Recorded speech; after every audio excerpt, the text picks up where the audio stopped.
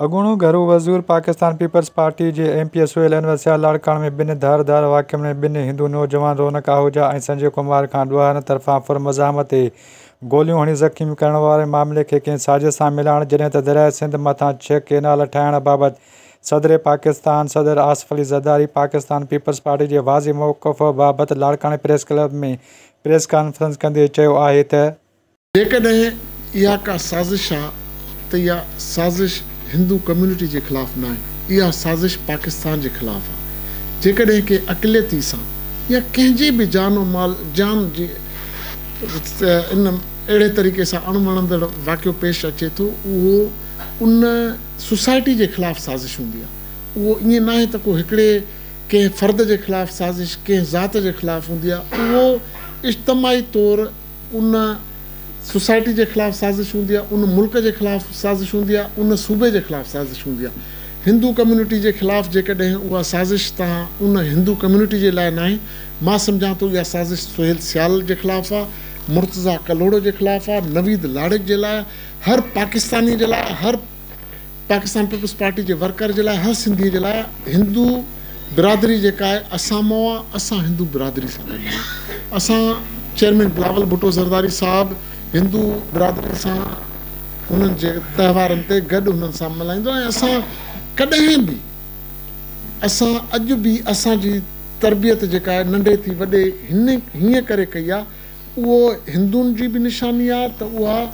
मुसलमान बि हिते असां सिंध वारा हथ ॿधी जॾहिं निमाणो अर्ज़ु रखंदा आहियूं त सम्झो वेंदो आहे त इहा हिकिड़ी निमाणी डाउन टू अर्थ जी निशानी आहे। इहे सभु असां हथ ॿधण वारी जेका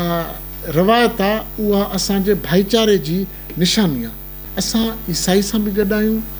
असां सिख सां बि गॾु आहियूं, असां हर उन अक़लियती बिरादरी सां गॾु आहियूं। नवंदरे वारे वाक़े जे हवाले सां बि पुलिस खे कंटिन्यूअसली पुलिस उन ते कमु करे रही आहे। असां या असांजी पॉलिटिकल पार्टी असांजी सिंध हुकूमत असां पुलिस जे कार्रवाईअ में कोई भी अड़ी शे असां पुलिस के सिंध हुकूमत के तरफों फ्री हैंड आ। तव्हां ॾिसो होम मिनिस्टर साहब पाण हिते आयो, उहो पाण उते वुरसा खे वञी यकीन ॾियारे आयो। मां सम्झां थो त वुरसा हिन वक़्त ताईं जेको पुलिस जे केस पेशरफ़्त आहे उन में वुरसा जेके आहिनि उहे मुतमिन आहिनि ऐं पुलिस खे एडमिनिस्ट्रेशन खे कल्ह बि चयोसीं, अॼु बि असां चऊंसि था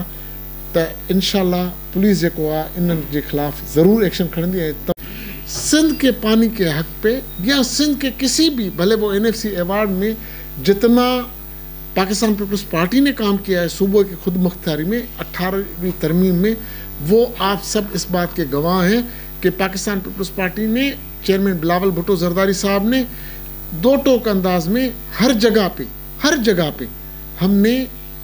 बड़ा वाज़े मौक़िफ़ है कि सिंध के दरिया पे किसी भी सूरत में केनालों पे जो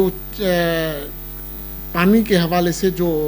हमारा मौक़िफ़ है वो बड़ा दो टोक है और बड़ा क्लियर है। ऐसी कोई सूरत हाल नहीं है कि और ऐसी कोई भी बात नहीं है कि पानी के हवाले से कोई पाकिस्तान पीपल्स पार्टी खामोश बैठी है। वो हर जगह पे अपना मौक़िफ़